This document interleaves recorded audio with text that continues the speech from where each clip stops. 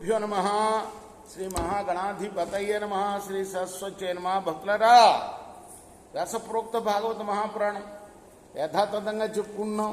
సత్సంగంలో భాగంగా మనం ఆఖరిలో చెప్పుకుంటున్న వల్ల చాలా తక్కువ సమయం మిగిలిపోతుంది మనకు. శేషహారతికి ముందు చెప్పుకుంటున్నాం. ఇవాళ కూడా కొంచెమే చెప్పుకుందాం. మనం నిన్నటి వరకు మనం 5 స్కందాలు పూర్తి చేసాం. 6వ స్కందాన్ని 7 భాగాలుగా చెప్పుకున్నాం. ఇవాళ 8వ భాగం చెప్పుకుందాం. యమదూతల విష్ణుదూతల సంవాదం అని చెప్పుకుండేది.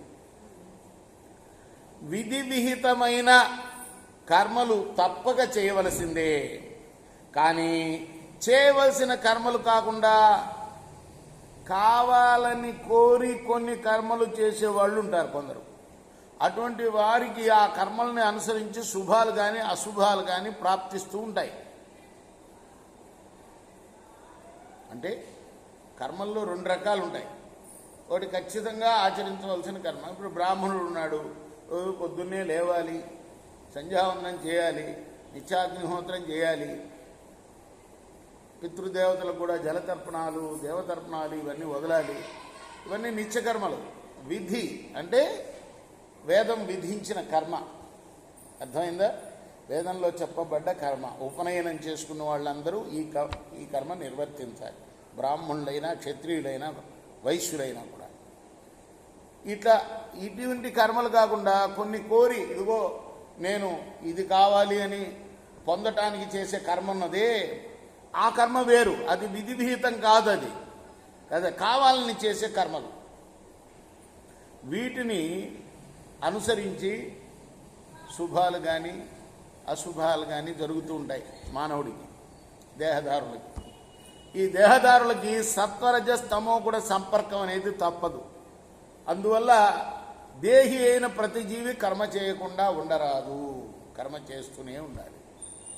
అయితే ఇందులో 2 రకాలు ఉన్నాయి. నేను చెప్పాను కదా, విధి విహిత కర్మలు ఏవైతే ఉన్నాయో దానివల్ల మనకు పుణ్యం అంటదు, పాపం అంటదు. బ్యాలెన్స్ నీళ్ళు, మోక్షానికి అర్హులం అవుతాం. పుణ్యం అంటే అంటితే పుణ్యలోకాలు వస్తాయి, పాపం అంటితే పాపలు. ఇవేమీ రావు విధి విహిత కర్మలు. ఇది డ్యూటీ చేస్తున్నాము.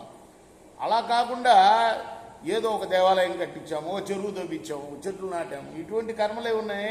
ఇవి కావాలని కోరికతో చేసే కర్మ కదా. వాటి వల్ల పుణ్యం వస్తుంది.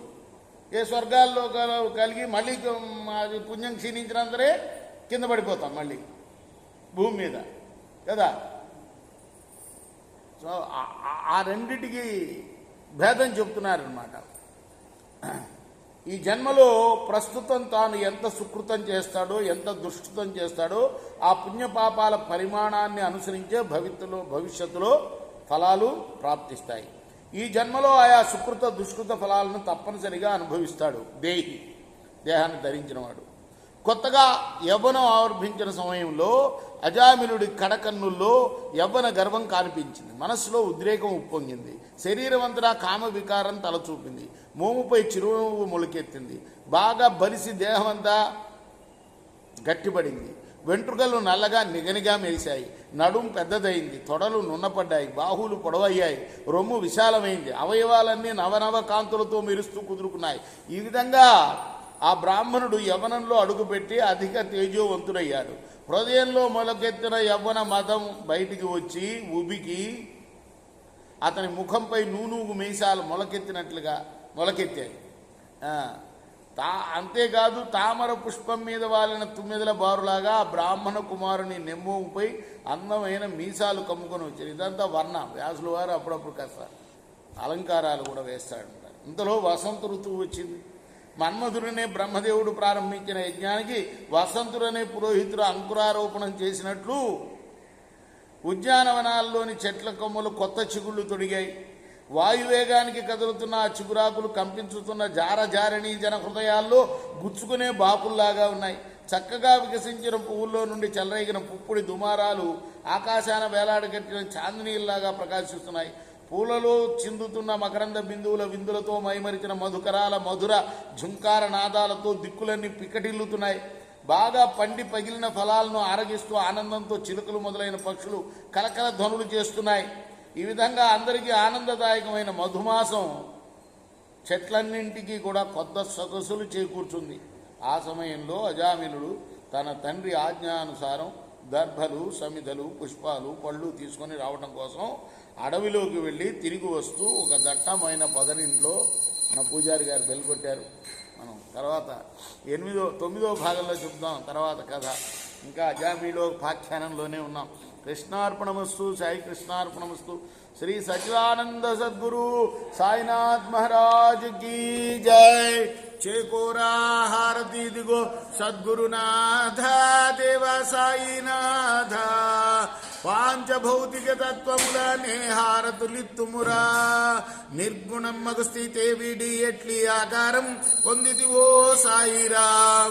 సర్వం నిండిన నీవే ఇంకను ఉంటివి తల్లివలే. రజోతమో సత్వము నుండి మాయటు జనించే బాబా మాయటు జనించే. ఆ మాయ నుండి వేరే మాయ ఏ తీరుగా వచ్చే. సప్త సాగరాలు నీకు క్రీడారంగములు బాబా క్రీడారంగములు. నీ లీలాతల విస్తారణకే విశ్వము సృష్ట్యాయే. బ్రహ్మాండముల రచనము మాకు ఎలా చూపేవు